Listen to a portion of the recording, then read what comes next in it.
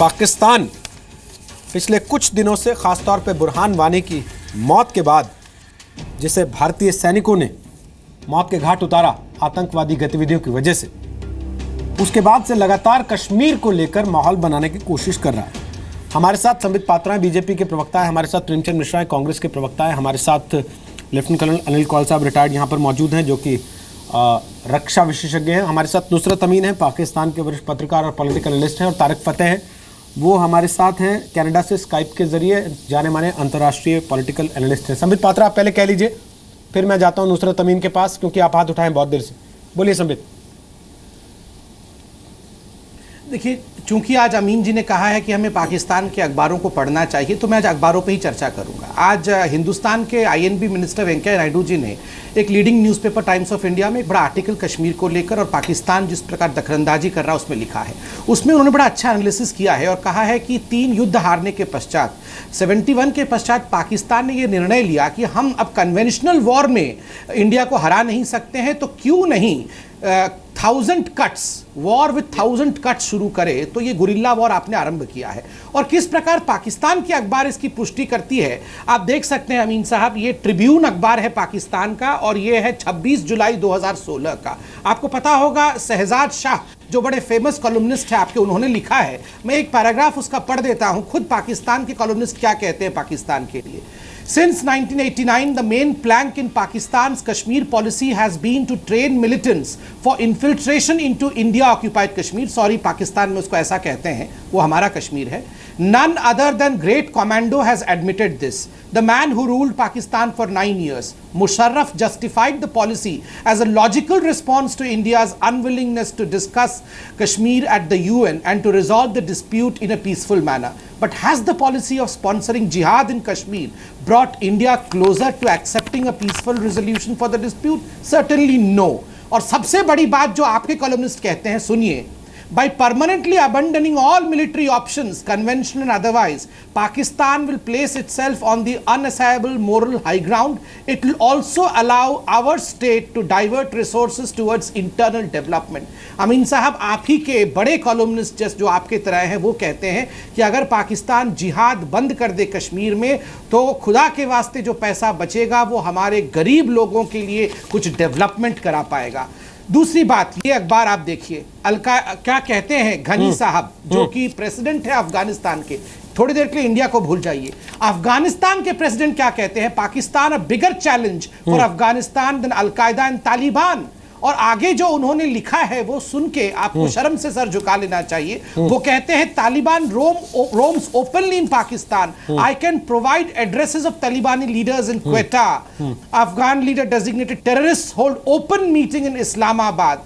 और किस प्रकार से खुद अफगानिस्तान के प्रेसिडेंट आपके प्राइम मिनिस्टर की निंदा करते हैं, और किस प्रकार आपने मुल्ला उमर इत्यादि को पाकिस्तान का पासपोर्ट दे रखा था उसका जिक्र करते हैं। ये अखबार तो आप ही के यहाँ छपे हुए हैं, ये सारा कुछ आपके यहाँ से है जो मैं पढ़ के सुना रहा हूँ। ठीक है, नुसरत अमीन साहब बोलिए।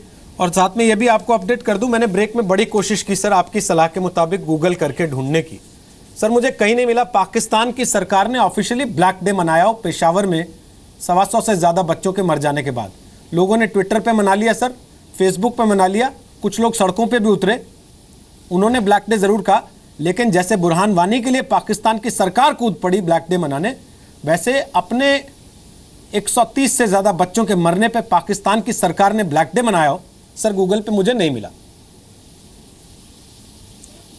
आपको हो सकता है गूगल पे ना मिला हो, कई पेजेस होते हैं गूगल में, 1 से लेकर 20, 25, 30 तक शायद उसमें मिल जाए। बहरहाल 3 दिन मेरा ख्याल है KPK में हुआ था, और एक दिन जो है वो मुझे भी ज़ाहिर चेक करना पड़ेगा, एक दिन जो है फेडरल गवर्नमेंट ने किया। सर आपको तारीख मालूम है? I will check. जी दिसंबर, 16 दिसंबर थी 2014। अच्छा ठीक है, आप बात का जवाब दें आगे। जी, मैं आपसे अर्ज़ करूंगा, जवाब क्या दूंगा मैं, मेरे सीनियर लोग बैठे हुए हैं, पढ़े लिखे लोग सामने बैठे हुए हैं, मैं अर्ज़ करना चाहूँगा। कराची पे अभी तक मैंने बात नहीं की। देखें, कराची और हैदराबाद ये वो शहर हैं सिंध के, जो सिंध के भी हैं, कराची पाकिस्तान का सबसे बड़ा शहर है, हैदराबाद कराची सिंध के सबसे बड़े 2 शहर है। ये आबाद किए थे उन उर्दू बोलने वाले लोगों ने जो मौजूदा भारत के इलाकों से, यूपी, बिहार, CP, बम्बई, दिल्ली, से हिजरत करके वो मुसलमान जो 47 के और 48 के जो मामला थे, इंडिपेंडेंस के जो सिचुएशंस थी, कंडीशंस थी, उसमें माइग्रेट करके मुख्तलिफ रीजंस की बुनियाद पर यहाँ पर आए थे पाकिस्तान में। कोई सिक्योरिटी के लिए, कोई इकोनॉमिक रीजंस के तहत 10,000 रीजंस थे उनके आने के यहाँ पे। जब कोई ऐसा बड़ा वाक़या होता है किसी रीजन में तो माइग्रेशन होती है और उसके कई रीजंस होते हैं। तो उसके बाद यहाँ पर आने के बाद ये वो सबसे लिटरेट, सबसे एजुकेटेड और सबसे फाइनेंशियली स्टैब्लिश्ड कम्युनिटी बन के उभरी पाकिस्तान की। और इनके मुकाबले में मैं ख़ुद भी उर्दू स्पीकिंग हूँ, इसलिए मेरा ये कहना थोड़ा कहीं रेसिज्म में ना आ जाए, इसलिए मैं कहना नहीं चाह रहा कि बाकी जो कम्युनिटीज़ थी तो उनका लिटरेसी रेट, उनकी इकोनॉमिक कंडीशन, उनका एम्प्लॉयमेंट रेट जो है वो उसका कोई कंपैरिजन ही नहीं था इनसे। तो शायद उस वक्त की जो हुकूमतें थीं, उन्होंने यहाँ से देखें कहानी शुरू हुई MQM की। मैं आपको बताना चाह रहा हूँ, महाजिर कौमी मूवमेंट या मुत्तहिदा कौमी मूवमेंट जिसे आप कह रहे हैं, कि वो हुकूमत शायद उसके पास कोई दूसरा टूल नहीं था। तो देखिए, आप MQM को लेकर या मुहाजिर लोगों के बारे में जो बता रहे हैं वो आप टोटल गलत बयानी कर रहे हैं। ये स्थिति उनकी न आर्थिक रूप से है वहाँ, न शैक्षणिक रूप से है, न राजनीतिक रूप से है। आप क्या बात कर रहे हैं? और सरकारी नौकरियों में बिलो 1%, पाकिस्तान गवर्नमेंट के सरकारी नौकरियों में बिलो 1% उनका भागीदारी है। और आप उनको सबसे ज्यादा मौका मिला, आप उन्हें कारोबार की इजाजत नहीं देते हैं, तो ये आप उन्हें वोटिंग राइट नहीं दे रहे हैं, आप उन्हें चुनाव नहीं लड़ने दे रहे हैं, आप उनके नेता को निकाला हुआ है 10 साल से। ये अल्ताफ जी तो लंदन में बैठे हुए हैं, आप यहाँ दूसरी बात कर रहे हैं। आपने हमेशा सौतेला व्यवहार किया है उन लोगों से जो माइग्रेंट करके वहां अपने अच्छे भविष्य को लेकर पाकिस्तान गए थे। आप यहाँ उल्टी बात कर रहे हैं। अरे कभी तो पढ़े लिखे लोगों की तरह बात कर लिया करिए। पाकिस्तान गलत रास्ते पे जा चुका है। आप लोग पढ़े लिखे लोग हैं, वहां के लोगों को समझाइए। जब आपसे बात करना हो तो पढ़ने लिखने की जरूरत जा रहा है। हिंदुस्तान देखो कहां से कहां चला गया। आपके लेवल पे गलत बात बोल रहे हैं, गलत बयानी करके पाकिस्तान का ऑलरेडी काफी नुकसान आप लोग कर चुके हैं। भगवान के वास्ते, खुदा के वास्ते पाकिस्तान का नुकसान करना बंद कराइए। एक टेररिस्ट कंट्री बन गया, आप लोग कठपुतली हैं उन लोगों के हाथ में। आपके प्राइम मिनिस्टर की क्या ताकत है? कोई वजूद है क्या वजूद है प्राइम मिनिस्टर की या पाकिस्तान के प्राइम मिनिस्टर की? आप कुछ नहीं कर सकते हैं। इन चीजों को मानिए कि पाकिस्तान कहां चला गया है। और आप यहां उल्टी सीधी बात कर रहे हैं कि जो मुहाजिर गए बड़े अच्छे थे और ये थे, उनकी दुर्दशा है, उनके साथ भेदभाव किया जाता है। आपने कभी उनको वो सम्मान, रिस्पेक्ट नहीं दिया जो वहां से जो लोग हिंदुस्तान आए थे। मैंने कहा ना, जो हिंदुस्तान आए थे वो आज भी हिंदुस्तानी हैं, उसमें कोई मुहाजिर और शरणार्थी नहीं है। लेकिन जो यहां से पाकिस्तान गए थे वो आज भी मुहाजिर बने हुए हैं। इससे बड़ी शर्मनाक स्थिति क्या होगी? आप यहां लंबी लंबी हाँक रहे तब से।